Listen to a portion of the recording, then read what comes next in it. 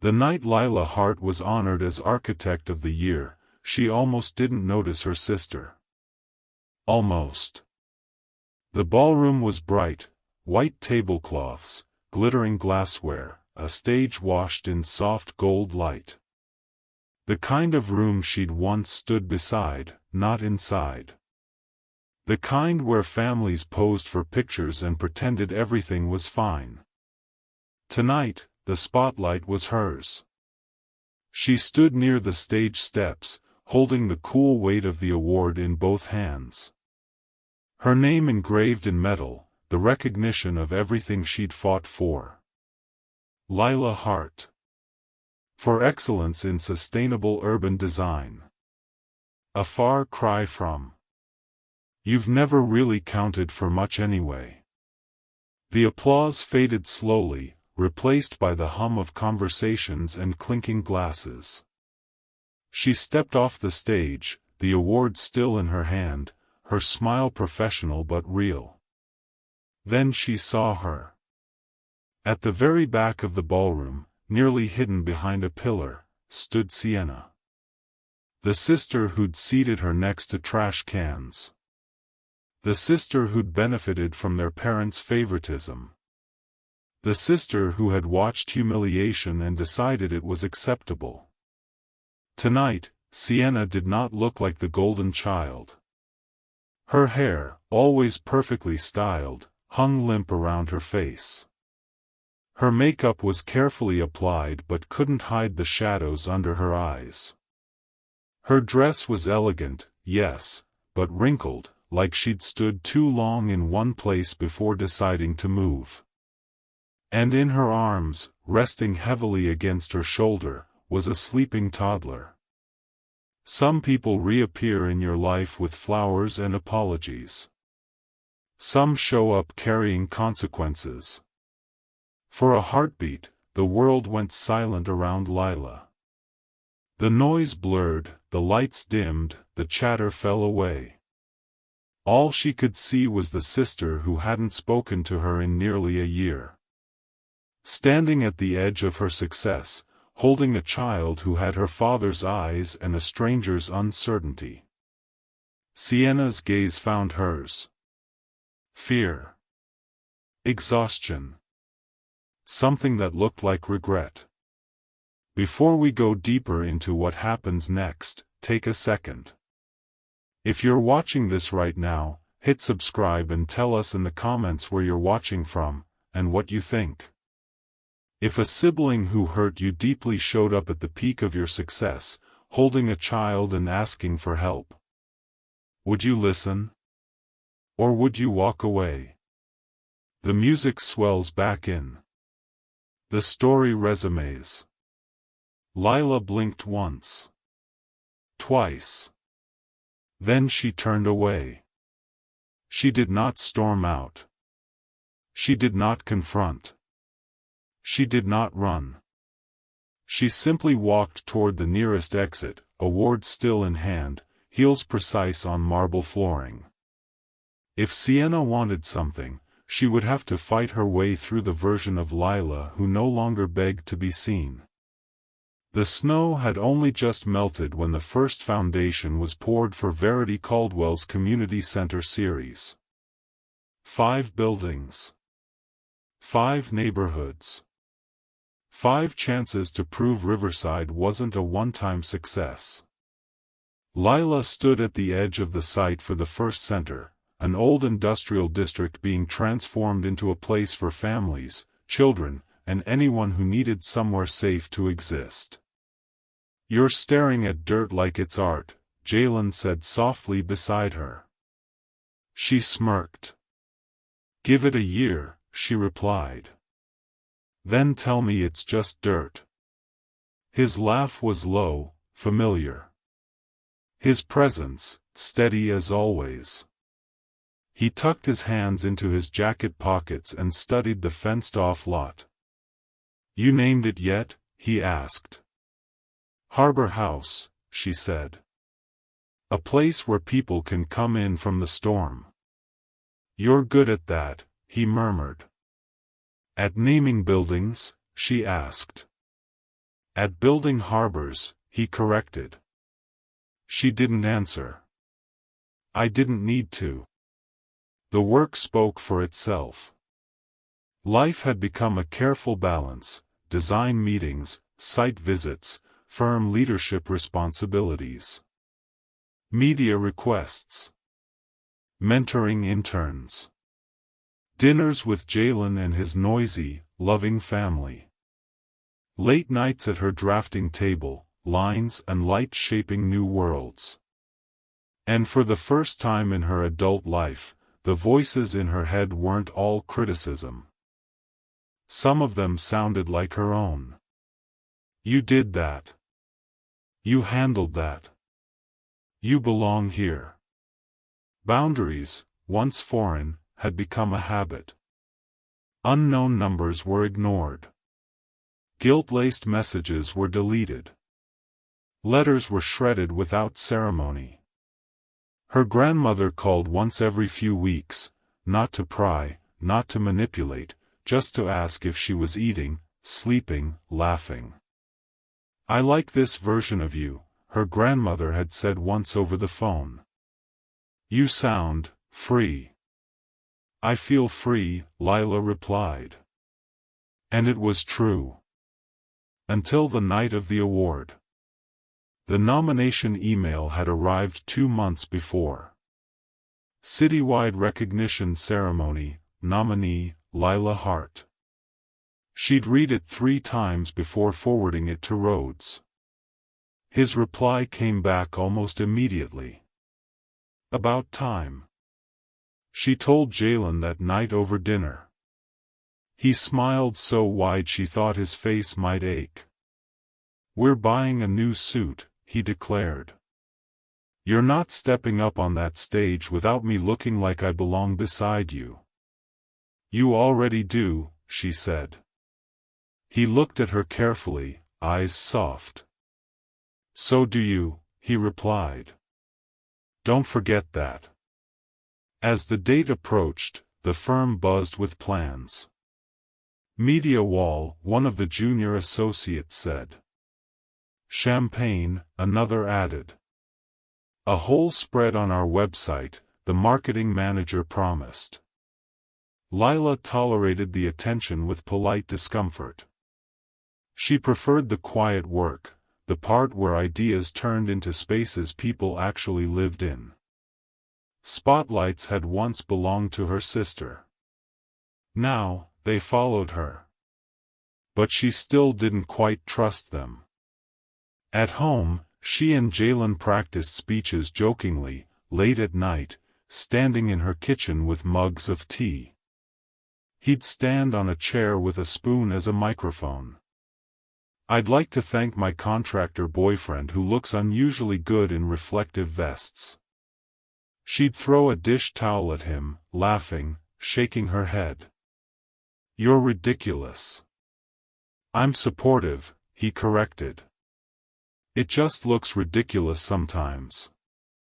Beneath the teasing, though, was something grounded. Steady. She wasn't walking into that ballroom alone. That mattered. The evening of the ceremony, Lila stood in front of her bedroom mirror, adjusting the deep emerald dress she'd chosen. Simple. Elegant. Nothing overly dramatic. She'd spent years learning not to compete with someone else's theatrics. Tonight, her presence would be enough. She fastened the silver bracelet Jalen had given her months earlier, the one with the tiny building charm. A reminder. "You built this. You." The doorbell rang. She opened it to find Jalen with flowers in one hand and his other hand over his heart in exaggerated awe. "You're going to have to reintroduce yourself," he said. "Because there's no way this is the same woman who used to apologize for existing." She lifted an eyebrow. "Keep talking like that," she said, "and we're going to be late." "As your unofficial publicist, I feel obligated to say, it will be worth it." He offered his arm. She took it. They went. The ballroom was beautiful, but not in the way her sister's wedding had been. That event had been curated like a performance. Perfect photos, perfect lighting, perfect lies. This evening felt different. Less performance. More recognition. The stage at the front held a podium and a simple banner with the ceremony's logo. The tables were arranged so everyone had a clear view. No one was seated in service corridors. No one was placed beside trash cans. Someone had designed this event to include everyone. Lila noticed that. She noticed everything now. Names were read, awards given, applause rising and falling like a tide. When they called hers, she felt Jalen squeeze her hand once. "You've got this," he whispered. Her heels were steady on the steps. Her voice did not shake. Her speech was short: thank the firm, acknowledge the communities, highlight the importance of designing spaces for people, not just prestige. Applause. Lights. Cameras. And then Sienna. At the very back. Holding a child. Watching her with something that looked a lot like desperation. Sometimes the past doesn't knock politely. Sometimes it walks straight into the room where you are finally being celebrated and dares you to look away. Lila did look away. And she kept looking away until the ceremony ended. Until photos were done. Until donors stopped shaking her hand. Until Rhodes finished talking to reporters. Only then, when she stepped toward the exit, award tucked under her arm, did she feel it. A hand on her wrist. "Lila," a voice said quietly. "Please." She turned. Up close, Sienna looked worse. The carefully curated beauty was still there, but thinner. Stretched. Cracked. The toddler in her arms stirred, rubbing his eyes. He turned his head sleepily and Lila saw it, a familiar angle of the jaw. A stubborn set to the mouth. She had never seen this child before. 5 minutes, Sienna whispered. "Please. Just 5 minutes. That's all I'm asking. What would you do? Type it in the comments." Because Lila did something no one in her family would have predicted. She said, "No," and stepped past her. The cold air outside hit harder than expected. The award felt heavy. She found Jalen already waiting beside the car, hands in his pockets, expression searching her face. "You saw her," he said softly. "Yes." "And?" "She wanted 5 minutes. Did you give them to her?" She shook her head once. "I walked away." He nodded slowly, as if that answer didn't surprise him. "You okay?" he asked. "I don't know yet." They drove home mostly in silence. Not the brittle, loaded silence of her parents' house growing up. A thoughtful one. At a red light, Jalen reached for her hand on the center console. "You don't owe her a conversation just because she showed up," he said. "Remember that." "I know," Lila replied. But her chest felt tight in a way she didn't like to admit. Not because she doubted her decision. Because for the first time, she wondered what it meant to be the one deciding whether the door opened or stayed closed. Her entire life, someone else had decided that for her. Now the lock was on her side. And being the one holding the key was its own weight. The next morning, the ceremony photos were everywhere. Firm newsletter. Architecture blogs. Linked articles. Posts from attendees. One picture in particular circulated more than the others. It was a wide shot of the ballroom from the back, Lila on stage, award in hand, the crowd facing her. If you zoomed in far enough, tucked in the shadows near a pillar, you could just make out a woman holding a child. Most people didn't notice. But someone always does. Around noon, her phone buzzed with a message from Simone. "You didn't tell me she was there." Lila stared at the text. Then replied, "Because I walked past her." Simone didn't respond immediately. When she did, it was simple. "Good." Another message followed. "Call me when you're done working. I want the whole story." At lunch, Rhodes stood in her doorway. "You handled last night well," he said. "You weren't the one who had to wear heels," she replied dryly. He didn't smile at the joke. His expression had that particular seriousness he reserved for sensitive topics. "I saw a woman try to stop you as you were leaving," he said. "The one with the child. Someone you know?" "My sister," Lila said. "Unfortunately." He nodded, slowly connecting dots he'd never asked about. "Do I need to be worried about anything spilling into the firm? Drama, press, social media?" "No," she cut in. "I keep my life and my family's chaos separate. They don't get to touch this." He studied her face. "Good," he murmured. "Because what you've built here is yours. Don't let anyone drag mud into it." That evening, she called Simone. "So, your sister crashed your award night," Simone said without preamble.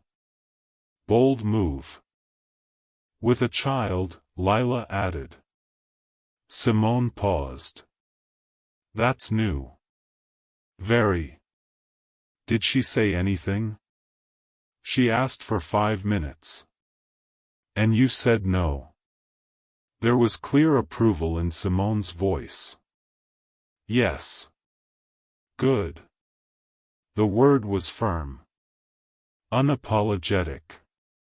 "You're worried I did the wrong thing," Lila said quietly. "I'm worried you'll start doubting that you did the right thing," Simone replied. "Those are not the same." Lila exhaled slowly. "What if she really needed help?" she murmured. "What if she did?" Simone answered. "Does that erase everything she watched them do to you? Everything she joined in on? Everything she benefited from?" "No." "And does needing help entitle her to you being the one who provides it?" Silence. "Also no," Lila admitted. "Exactly. You built a life where you are finally safe, valued, seen. You are allowed to protect that. Even from family. Especially from my family. Everyone loves a redemption arc. Until they realize they are not obligated to fund it." 2 days after the ceremony, an email arrived from an unfamiliar address. Subject: "Please. I don't know where else to go." The body of the message was short. Unpolished. "Lila. I know you don't owe me anything. You made that clear. I accept that. But I am in trouble. And so is my son. Please. One conversation. Not for me. For him. S. She stared at the screen for a long time. Not because she didn't understand. Because she understood too well. Guilt. Responsibility. Family. The old hooks. Here's where it gets messy. Growth doesn't mean your heart stops being kind. It just means your kindness stops being available to everyone on demand. She flagged the email. Closed her laptop. I walked away. Did not reply. Not yet. When life feels complicated, work becomes the anchor. Harbor House's frame rose from the earth, and with it, Lila's focus sharpened. This was tangible. Concrete. Literal steel and glass and light. She walked the grounds with Jalen, pointing to where community kitchens would go, where reading nooks would sit, where light would pool in winter afternoons. This building is going to hold so many stories, he said quietly. Good ones, she replied. If I can help it. As they reviewed structural notes, her phone buzzed. Unknown number. She ignored it. Then it buzzed again. And again. After the third time, she sighed and stepped aside, pulling it from her pocket. 3 missed calls. 3 voicemails. All from another unknown number. She put the phone back without listening. Jalen watched her walk back. You don't have to tell me what that was about, he said, but I'm guessing it wasn't the lottery. Sienna, she said. Or someone calling for her. You sure you don't want to change your number? I am tired of changing myself around people who don't deserve access, she answered. They can adjust this time. He smiled slightly. There she is, he murmured. The woman who walked out of a hallway and never went back. It wasn't Sienna who made her answer her phone. It was her grandmother. Her name popped up on the screen along with a tiny photo of her smiling on her 80th birthday. Lila didn't hesitate. Hi, Nana. Hello, my love, her grandmother replied, voice softer than usual. Are you busy? Always, Lila said. But never too busy for you. That's what I like to hear, her grandmother chuckled weakly. Something in the sound made Lila. There was silence on the line for a moment. Nana, Lila started. No, listen, her grandmother said gently. I am not calling to talk about them. I'm calling because I need to ask you something important. Anything. When I'm gone, her grandmother said calmly, there will be fallout. Money, property, whatever. I have done what I can to make my wishes clear. But your mother is who she is. She will not like it. Lila's pulse picked up. Nana, what did you do? I left part of my estate to you directly, her grandmother said. Not through your parents. Not through anyone else. You earned that in ways they will never understand. Lila pressed her fingers to her eyes. You didn't have to. I know, her grandmother cut in. I wanted to. It is not payment. It is an acknowledgement. A pause. And I left something else, her grandmother added. Documentation. Letters. Things you should have seen years ago, but I was cowardly. What kind of things? Evidence, her grandmother replied. Of patterns. Of decisions. Of how you were treated versus how your sister was. If it becomes a fight, I want you to have more than just your memories. Lila closed her eyes. "Why are you telling me this now?" she whispered. "Because I'm tired of pretending," her grandmother said simply. "And because I heard from a very talkative nurse that your sister has been asking about legal aid. Things are unraveling on her side. When people like your mother are losing control, they get desperate. And desperate people don't think about what's fair. They think about what's theirs. Or what they believe should be." "I don't want a war," Lila said quietly. "I know," her grandmother replied. "And I hope it won't come to that. But if it does, I need you to promise me something." "What?" "Promise me you won't shrink this time," her grandmother said. "Promise me you won't hand back what is yours just to make them more comfortable." Lila stared at the window, at the city she was helping to reshape. "I promise," she said. "Good," her grandmother whispered. "Then I can rest easier when the time comes." "Not yet, though. I still have too many opinions." Lila laughed, tears wetting her lashes. "Don't you dare go anywhere," she said. "I'm not finished needing you." "I'm not planning to," her grandmother replied. "But we don't always get to plan these things. We just do our best with the time we have.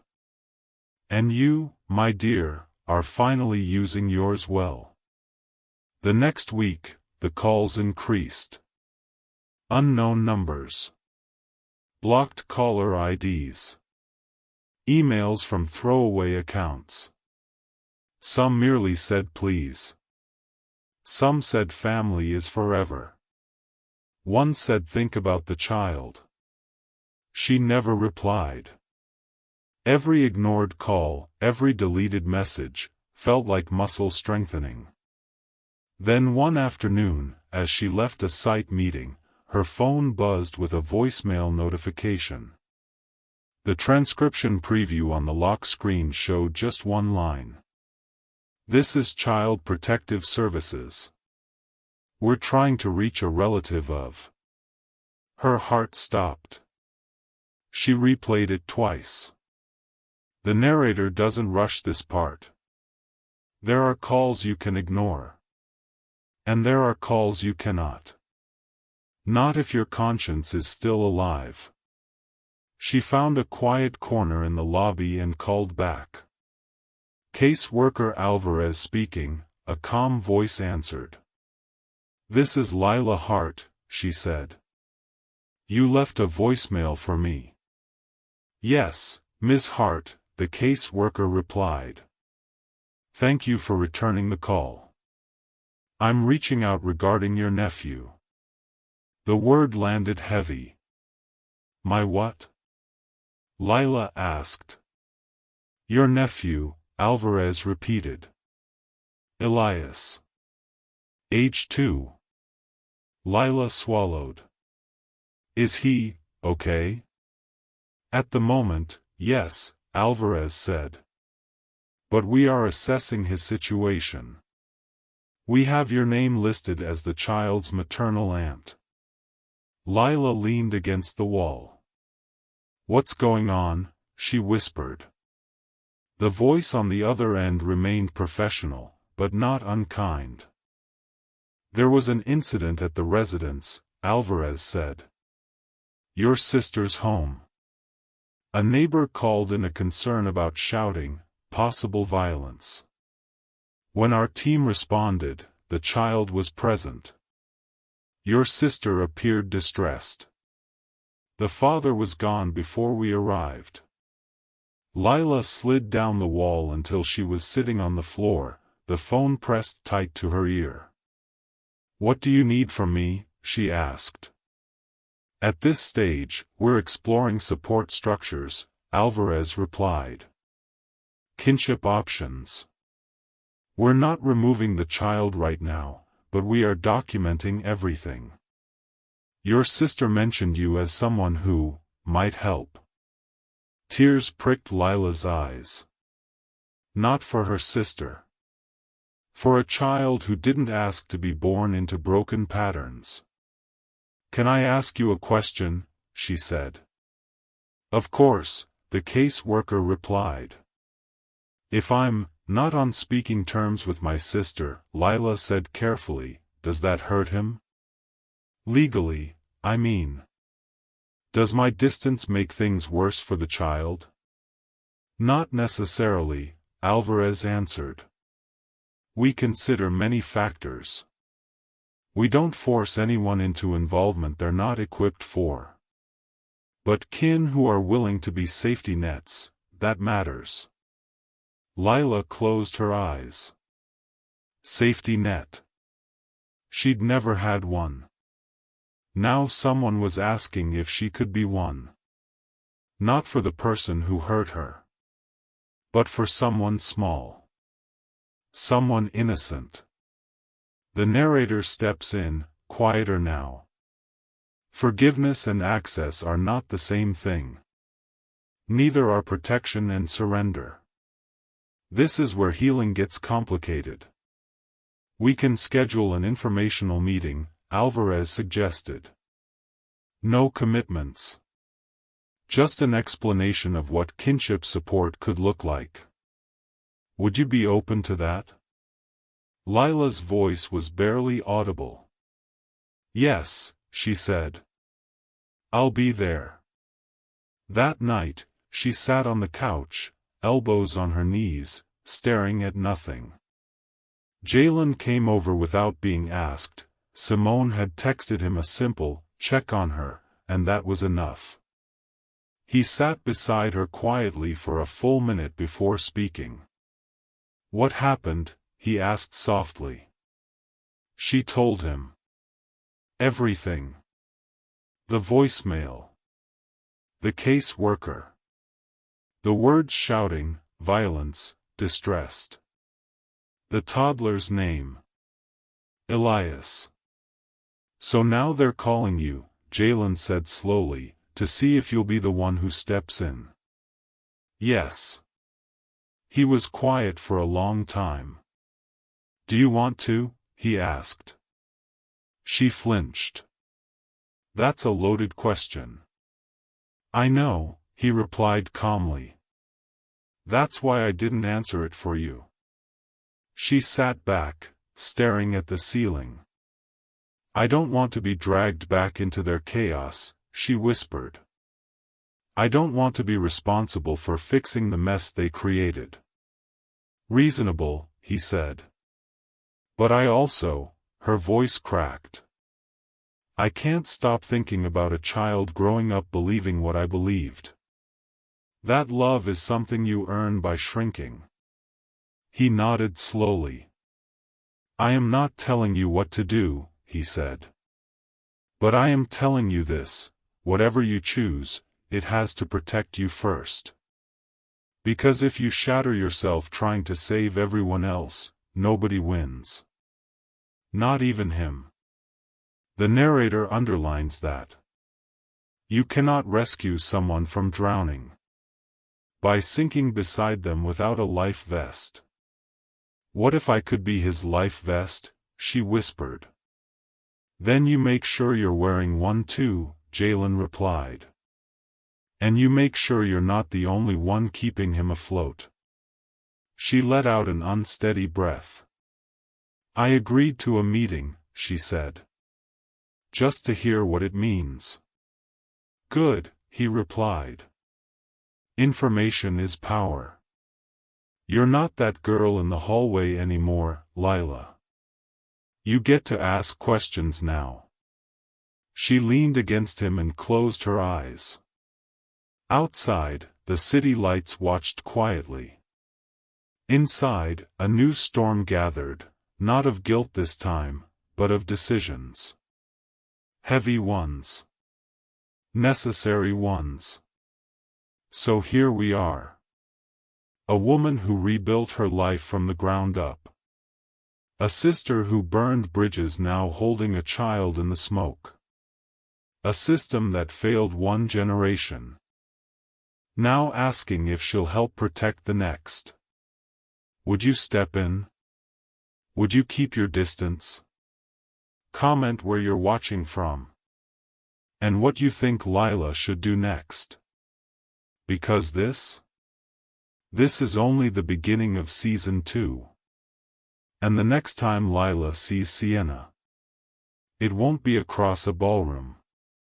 It will be in a small government office. With paperwork on the table.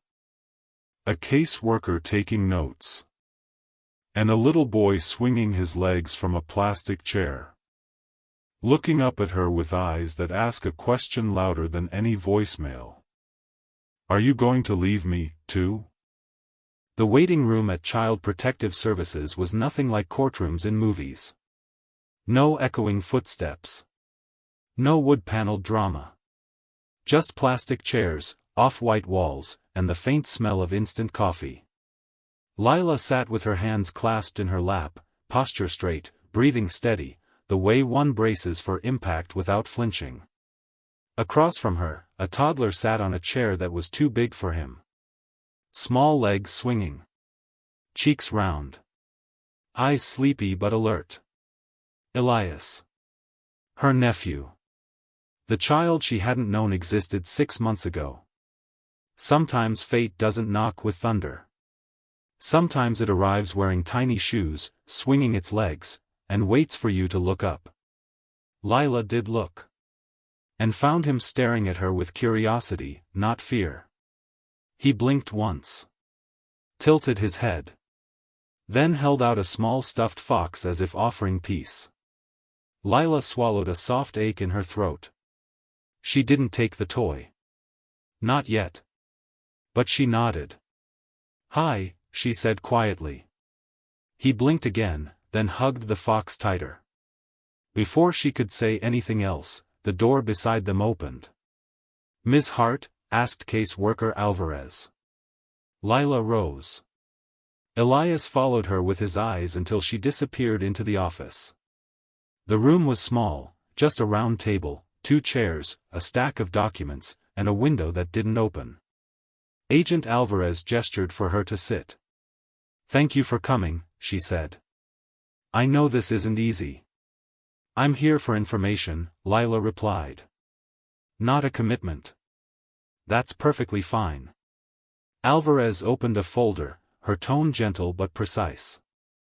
I'll be direct, she said. Your nephew is safe but vulnerable.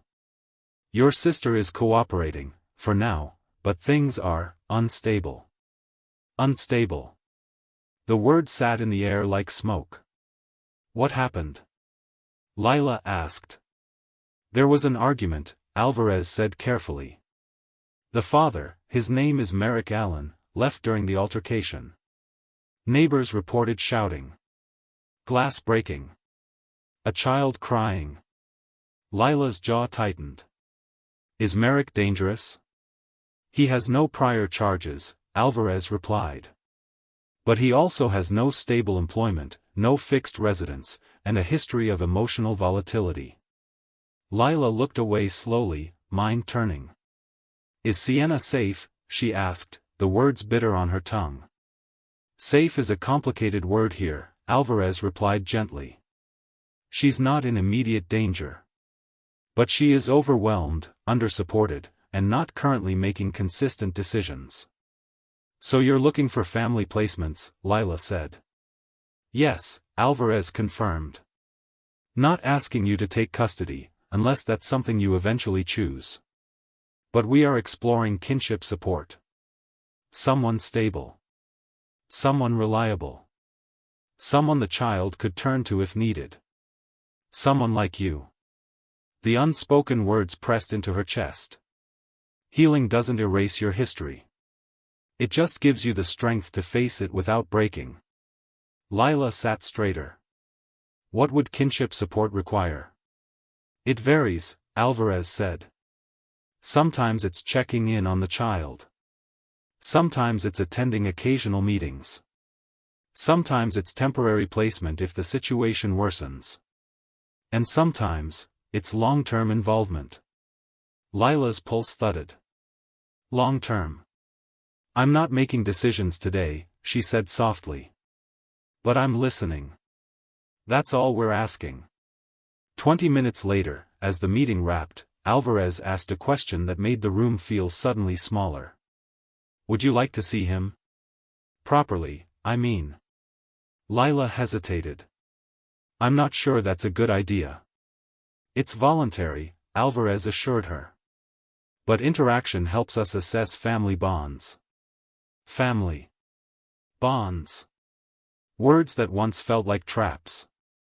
But when Alvarez opened the door, Elias looked up again, this time with a smile so small it barely existed. And yet it hit her like a wrecking ball. The child didn't know any history. Any betrayal. Any hurt. He only saw a woman who walked into the room differently than others. He climbed off the chair clumsily, toddled toward her, and then stopped, halfway, staring up with a shy uncertainty. Lila knelt down. Slowly. Carefully. When she reached eye level, he toddled the rest of the way forward, holding out his stuffed fox again. This time, she accepted it. Thank you, she whispered. And Elias smiled. After the meeting, she walked out of the building into the cold sunlight, fox still in her hand. Jalen waited by the car, leaning against the hood, expression tense with concern. He straightened as she approached. Well? He asked softly. Lila handed him the fox without a word. He looked at it, then at her. That bad? No, she said. That's complicated. She leaned into him, her forehead touching his shoulder. I saw him, she whispered. Jalen's hands rested on her back. And?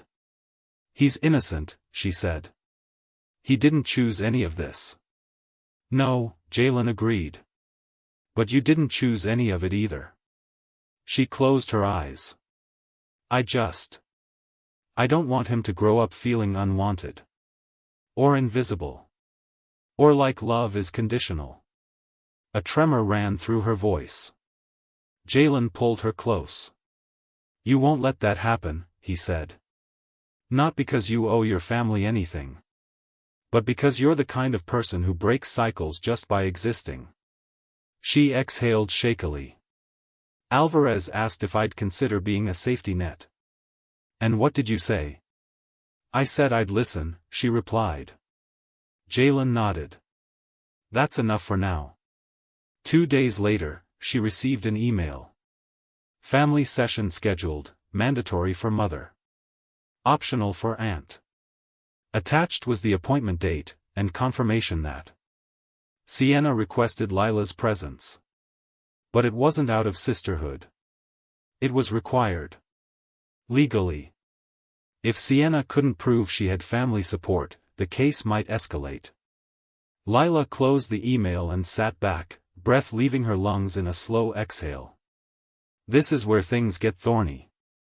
Because what happens when the person who wounded you suddenly needs you to protect their child? Would you step in? Would you walk away? Tell us in the comments. Then the story continues. The therapy room was quiet. 4 chairs. A tissue box. Neutral colors. A place designed for unraveling. Lila sat on one side. Sienna sat across from her, looking smaller than she'd ever appeared. Her face was pale. Eyes swollen. Hands twisting in her lap. The counselor, a calm woman named Dr. Levin, opened the session. Thank you both for being here. This is a safe space. Our goal is to understand the family dynamics surrounding Elias. Family dynamics. If only they knew. Dr. Levin nodded at Lila. Ms. Hart, we'll give your sister the floor first. Then you'll have space to respond. Lila nodded once. Then Sienna spoke. And everything shifted. I don't know where to start, Sienna whispered. Her voice was thin. Not performative thin. Not crocodile tear thin. Genuinely breaking thin. I messed up, she said, breath trembling. I messed up so badly I don't know how to fix any of it. She wiped her cheek. I put Merrick above my son. I let him yell at me. I let him stay even when he scared me. I told myself it wasn't abuse because he didn't hit me. Another tear. But words hit. And silence hits. And fear hits. Lila swallowed hard. Sienna continued. And I'm not stable right now. I'm not pretending I am. I'm barely sleeping. I'm scared. Her voice wavered. I keep thinking about the wedding. About what I did to you. A heavy, suffocating stillness filled the room. I humiliated you, Sienna whispered. Not just with the seat. With everything. I treated you like you didn't matter. Like your feelings were inconvenient. Like you were disposable. Her shoulders shook. I was angry at you for existing. Angry when you succeeded. Angry when people liked you. Angry when Mom compared us. I took it all out on you. Tears now. Real ones. I'm sorry, she sobbed. I am so sorry. Not because people saw. Not because the wedding fell apart. But because, you didn't deserve any of it. Lila closed her eyes. Sienna continued, voice breaking. I am asking for help. Not to be saved. Not to be forgiven. But because Elias deserves someone who isn't drowning. She looked up, gaze pleading. I want him to know someone like you. Someone like me? Lila whispered. Yes, Sienna said through tears. Someone who didn't let this family destroy her. Dr. Levin turned gently. Ms. Hart, you can speak. Lila breathed deeply. When she opened her eyes, she did not see the girl who stole attention growing up. Or the bride who humiliated her. Or the favorite child weaponized against her. She saw a broken woman holding the shards of her own life. And a mother trying not to let her child bleed on them. Her voice was steady. I'm here, she said. Not for you. Not for apologies. Not because of the past. Her eyes stung. I'm here because Elias deserves someone stable.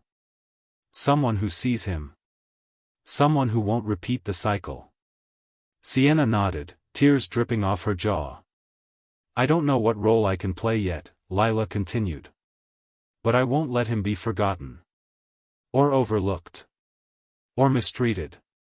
Silence hung, the kind that acknowledges pain but also possibility. Dr. Levin nodded slowly. This is a start, she said. Not a fix. Not closure. But a start.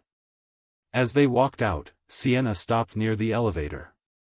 Lila, she whispered. I don't expect you to forgive me. But. Can I hug you? Lila didn't answer at first. Then she did something unexpected. She shook her head. No, she said gently. Not yet. Sienna nodded, tears welling again, but she didn't argue. She simply whispered. Thank you, for coming. Lila walked away. And for the first time in their lives, Sienna didn't chase her. Lila sat on her couch, staring at the stuffed fox Alvarez allowed Elias to give her during their brief meeting. It sat beside her, looking too small and too hopeful. Jalen arrived quietly, carrying takeout. How'd it go? He asked. Terrible, she whispered. And honest. He put the food down. Sat beside her. Waited. Jalen, she murmured, voice breaking, I don't want to save my sister. You're not, he said softly. You're protecting a child. She leaned against him. But I'm scared, she whispered. Scared of being pulled back into that world. Scared I'll lose myself again. Scared. Elias will grow up thinking love is earned through pain. Jalen wrapped his arm around her. "And that," he said, "is exactly why you won't let it happen." She closed her eyes, held the fox, and realized something. She wasn't grieving the idea of helping a child. She was grieving the childhood she never got. So now the question shifts. Not will she help, but how much can one woman carry before she becomes the cycle she's trying to break? A choice that could redefine her entire life. 2 weeks after the family session, the caseworker called again. The situation at Sienna's apartment had deteriorated. Police were called twice. A neighbor reported Elias crying alone for nearly an hour. The agency issued an emergency review. Kinship placement became the next step. And Lila's name rose to the top of the file. A knock sounded at her door early Friday morning. Caseworker Alvarez stood outside with a clipboard in one hand and a neutral expression. "Ms. Hart, may we begin the home assessment?" Lila stepped aside and let her in. Nothing in her home was staged. No artificial fruit bowl, no exaggerated cleanliness. Just her real life, organized, quiet, stable. Alvarez walked through each room, checking safety gates, outlets, locks, windows. She tested the smoke detector, opened cabinets, and measured bedroom space. "You keep a very safe home," she said. "I live alone," Lila replied. "It's quiet." Could it comfortably include a second person? A child? Lila hesitated. "If necessary." Alvarez nodded. "We're not making final decisions today. But we must prepare in case the situation escalates." The caseworker paused. "There's a visitation tomorrow," she said. "We'd like you to be there." The visitation center smelled faintly of disinfectant. In the playroom, toys were scattered across the carpet, and murals of cartoon animals lined the walls. Elias sat at a small table, scribbling on paper with thick crayons. A supervisor stayed nearby. Sienna stood on the opposite side of the glass, pale and exhausted, watching him through tears she kept wiping away. When Lila entered the viewing area, Sienna looked over immediately. "You came," she said quietly. "I came for him," Lila answered. Sienna accepted the answer, shoulders sinking. The supervisor opened the door and gestured for Lila to join the child in the playroom. Elias looked up at her, eyes brightening with recognition. He slid off the chair and ran toward her, stopping inches away like he remembered to be shy. She crouched down. "Hi," she said softly. He held up a crayon drawing, scribbles, shapes, a blob of green that might have been a tree. "For me?" she asked. He nodded. She accepted the paper and sat with him at the table. He pushed another crayon toward her.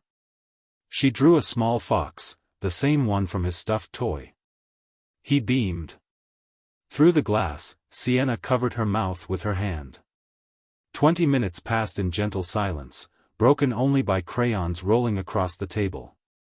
Elias climbed into her lap without asking, settling comfortably like he'd decided she was safe. When time was up, he clung to her shirt and didn't let go until the supervisor lifted him gently. Sienna watched, tears sliding down her cheeks. After the session, Alvarez asked Lila to step into a private room. "There's no easy way to say this," she began. "We're filing for temporary removal." Lila closed her eyes for a moment. "Is Elias okay?" she asked. "He will be.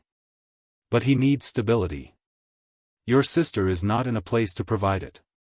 She agreed to voluntary placement to avoid a more forceful intervention. Lila's chest tightened. "What does that mean for him today?" "He will go to foster care unless a family member accepts temporary kinship placement."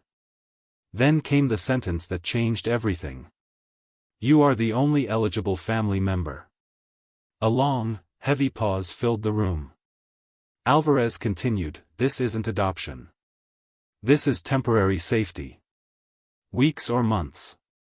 We will reassess later. Lila sat down slowly. Her life was finally stable, career strong, home peaceful, relationship solid. The idea of suddenly becoming responsible for a toddler felt like balancing glass in a storm. Yet the thought of him going into foster care made her stomach twist. "Do I need to decide now?" she whispered. "Yes," Alvarez said gently. That evening, Jalen arrived at her house after she texted him. He listened to everything. He didn't interrupt. Didn't pressure. Didn't offer solutions too quickly. When she finished, she finally looked up. "What do I do?" she asked. He stepped closer. "What do you want to do?" She stared at the floor. "I want him to be safe. He will be, if he's with you." She closed her eyes. "But my life will change. Completely." "I know," he said softly. "But I also know you. You won't let fear make this decision for you." "I'm not ready to be a mother." "You don't have to be," Jalen replied. "You just have to be better than what he has now." She rubbed her forehead. "That bar is too low." "Then raise it," he said. "Give him something better." She walked to the window, letting the silence settle. "He likes you," Jalen added. "He climbed into your lap today, didn't he?" She didn't answer, but her eyes softened. Jalen stepped beside her. "You don't have to do it alone," he said. "If you take him in, I'll be here every step. If you don't, I'll still be here." She breathed out slowly. "He deserves someone who chooses him," she said. "Then choose him." Saturday morning arrived with a light rain tapping softly against the windows. Lila showered, dressed, made a cup of tea, and sat at her kitchen table without touching it. At 9:12 a.m., she dialed the number Alvarez had given her. The caseworker answered immediately. "Ms. Hart?" Lila took a breath. "I'll take him." There was a quiet exhale on the other end, like relief. "We'll bring him within the hour." Lila ended the call and looked around her home, clean, quiet, designed for one. It wouldn't stay that way. She felt fear and determination rise together. She walked into her spare room. It held boxes, office supplies, extra blankets. Nothing childlike. She started clearing space. One corner at a time. One drawer at a time. Her hands moved with purpose. Her heart raced. Every choice she made felt irreversible, because it was. At 10:03 a.m., a knock sounded. Lila opened the door. A caseworker stood with a diaper bag slung over one shoulder. And Elias in her arms. He reached out the moment he saw Lila, hands open, face hopeful. She lifted him gently. He fit against her chest like he'd always belonged there. The caseworker explained paperwork, emergency contacts, visitation rules for Sienna, requirements. Lila listened carefully, nodding at each detail. Before leaving, the caseworker said, "He's been very calm today. I think he feels safe with you." Elias rested his head on her shoulder, small fingers gripping her shirt. "I'll do my best," she said quietly. Which was the truest promise she had ever spoken. Jalen arrived that evening carrying a bag of toys, a pack of diapers, a small nightlight, kid-friendly snacks, and a soft blanket with stars on it. "You don't have to." "I know," he said. "I want to." Elias toddled toward him on unsteady feet. Jalen crouched down and extended his hand. "Hey, little man." Elias touched his fingers, shy but curious. It felt natural, too natural. Later, after dinner, bath time, and a small meltdown that ended with Elias curled in Lila's lap clutching the stuffed fox, the toddler finally fell asleep in the hastily prepared room. Lila stood in the doorway watching the small body rise and fall. Her chest ached, not with fear this time, but something heavier and gentler. Jalen stood behind her. You look like you're thinking a million things, he whispered. I am, she said. Tell me one of them. She swallowed. I'm scared he'll get attached, she admitted. He will, Jalen said. But that means you did something right. And when Sienna gets him back, she whispered. Then he'll leave knowing what love feels like, Jalen replied. And that is a gift. Her eyes stung. She took his hand. Stay, she whispered. I'm not going anywhere, he answered. The next morning, Sienna called the emergency line provided for updates. Her voice was shaky. Is he okay? She asked. Yes, Alvarez replied. He's with your sister. There was a long pause. Can I talk to her? The caseworker relayed the request. Lila stared at her phone screen for a long moment before answering. Hello? Sienna's breath caught. Is he all right? He's fine, Lila said. He slept well. Ate well. Played. No issues.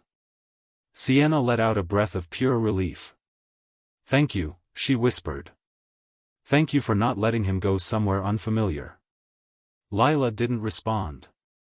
Sienna added quietly, I'm getting help. Counseling. A program. I'm trying, Lila. I know it doesn't erase what I did. Silence stretched. I hope you do try, Lila finally said. Not for me. For him. Sienna sniffed. I will. Days turned into weeks. Not perfect weeks, just real ones. Nights with interrupted sleep. Meals half-eaten and thrown onto the floor. Small tantrums. Small victories. Elias learned her routine. She learned this. He followed her around the house, dragging his fox by the tail, giggling whenever she turned and spotted him. He rested his head on her knee when he was tired.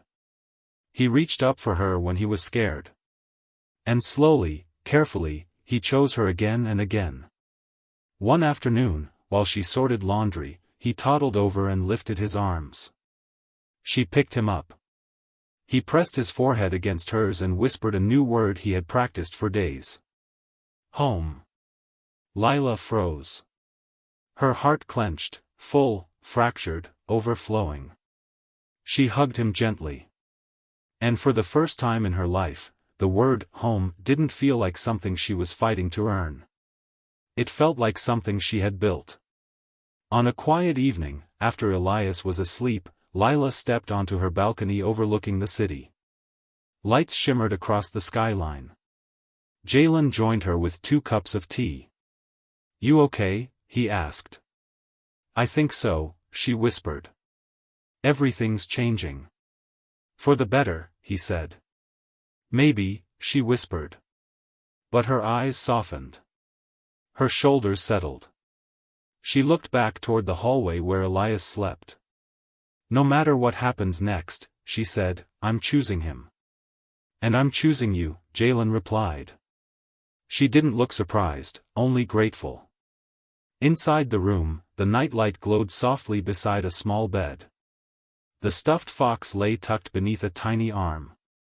And in the stillness, it was clear. This wasn't a temporary chapter. This was the beginning of an entirely new story.